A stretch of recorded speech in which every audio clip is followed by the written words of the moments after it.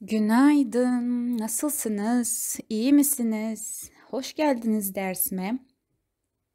Деп, бүгінгі сабақты бастаймыз. Алдыңғы сабақтардың сөздерін жаттай алдыңыздар ма? Оқу уже оңай ма? Мен үміттенемін, яғни оқу, сөз жаттау жағынан бұл кітап өте ыңғайлы.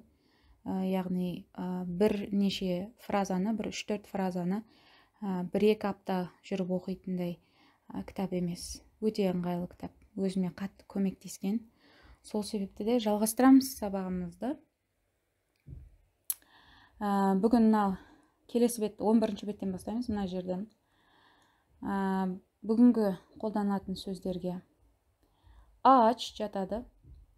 Ağaç, deniz, ağaç, ағаш деген сөз, біздің қазақшаға өте ұқсайды. Deniz, теңіз біздің қазақшаға ұқсайды. Доктор, доктор, яғни врач, доктор, врач, дәрігер. Бізде дәрігер бізге ұқсамайды.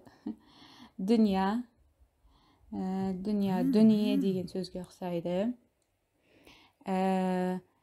Göz, көз дегенге келеді. Гүл, гүлге келеді. Біздің қазақшаға өте ұқсайды. Хош, хош келдіңіз.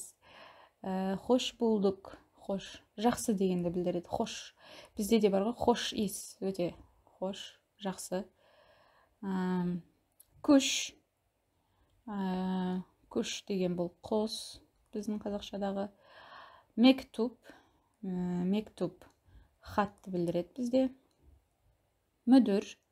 Мүдір дегеніміз басшы, басшы, директор ғой көбінесе.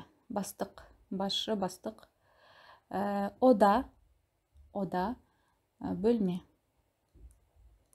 Яғни бөлу деген сияқты. Otobüs, автобус. Силги, тряпка, губка дейді. Силги. Бізде не дейтін еді қазақшада? Сол тряпка дейміз ғой, өшіргіш, немесе губка, тура осылай қолданамыз. Сөз, сөзлік, сөздік. Тахта, бізде де тахтаға жазды деп айтады, тахта. Телевизион, телевизор. Вургу, ударение. Алдыңғы сабақта ударение деп өттік қой. Яғни байқап отырсаңыздар, сөздің соңғы буындарына телевизион, яғни телевизион емес, телевизион, соңғы жақтары тахта, сөзлік, солай оқып жатырмын. Вургу, ударение дегенді білдіреді. Йылдыз, тағы да өте не істеп жатыр, созылып күшейтіліп жатыр. Йогурт, бұл да йогурт негізі айран. Йогурт деп ойлап қалмаңыз. Бұл айран. Енді сұрақ қоюды үйренейік. Сұрақ қою. Қалай сұрақ қояды екенбіз? Ол қалай жасалады екен? Яғни біз алдында өттік қой, мынау нұсқаулық есімдерді бу, шу, о дегенді. Солар бойынша қандай сұрақтар қолданамыз? Кез келген тіл үйренгенде кім не деген сұрағынан басталады. Яғни не деген сұрақты не деп түркішеде айтады. Кім дегенді тура біздікіне ұқсайды. Ким. Бу, шу, о деген нұсқаулық есімдер бойынша егер сұрақ қоятын болсақ, бұл кім дегенді қалай айтамыз? Бұл ким. Мен жерде тұр. Бұл ким? Бұл Али. Немесе шу ким деп қойсаңыз, яғни бүйтіп басыңызбен, көзіңізбен көрсетесіз қой, сол кезде мысалы шу ким? Кім ана кісі деген сияқты, Шу Айлин. Шу Самал деген сияқты. Бұл не? Бұл маса. Не? Бұларда да жансыз заттарға, жануарларға да не сұрағын қолдана береді. Не деген сұрас. Бұл не? Бұл ит. Адың не деген кезде атың кім деп қоямыз, біз кім не бөлек-бөлек қоямыз ғой, яғни жанды заттарға кімді, не деген заттарға біз тек қана жансыз заттарды қоямыз не деген сұраққа. Бірақ бұларда не дегенді кейде жануарларға да, тірі нәрсеге де қолдана алады. Түркшеде сол ерекшелігі сондай. Келесі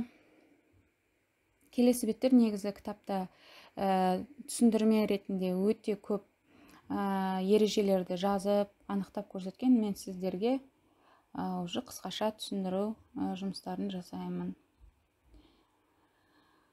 Сонымен сұрақ қойған кезде, бұл не деген кезде біз кез келген жерде қолдана аламыз. Яғни сіз қазақ тілін білген болсаңыз, бұл не? Бұл араба.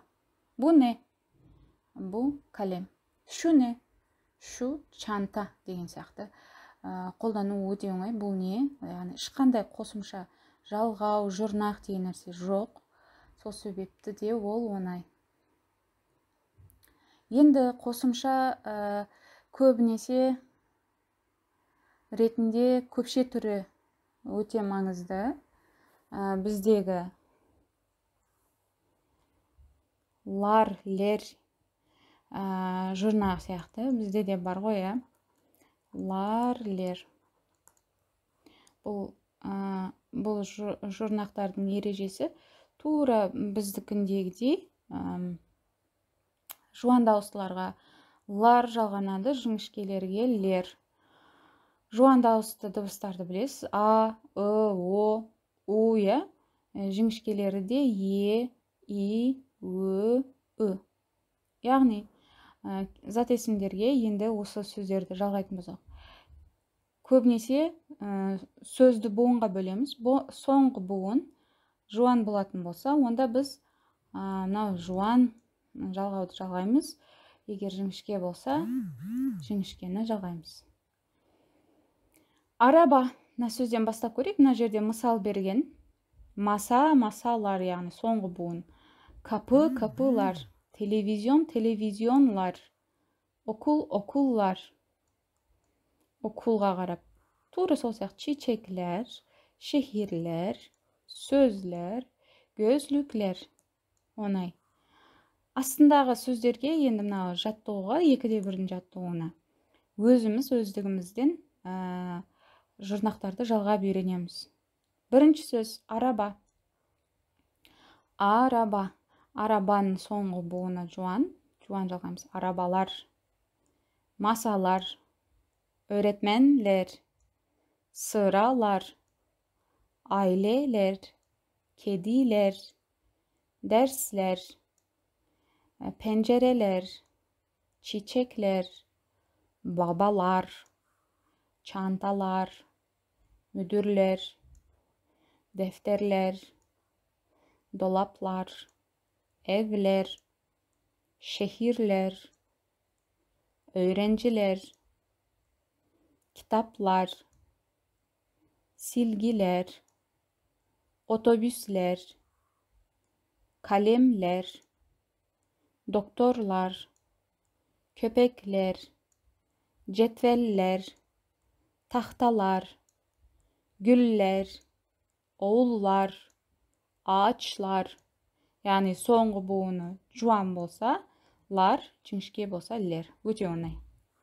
Келесі жаттығуды аударып, өзіңізге үй жұмысы ретінде орындасаңыз болады, сөздіктерді жаттап алсаңыз болады.